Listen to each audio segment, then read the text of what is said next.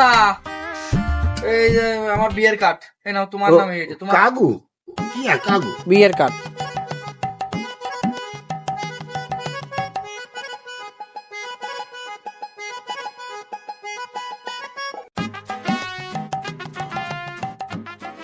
মোর কার দেছো? হ্যাঁ, ভালো করছো।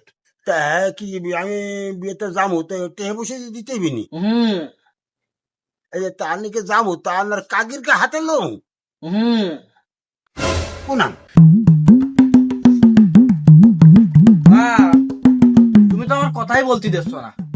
ওই বিয়ে 4 দিন আগে হয়ে গিয়েছে, ওই কার্ডটা তোমার নামে ছিল, তা আব্বা দিতে বলিল তোমারে, আমার মনে ছিল না।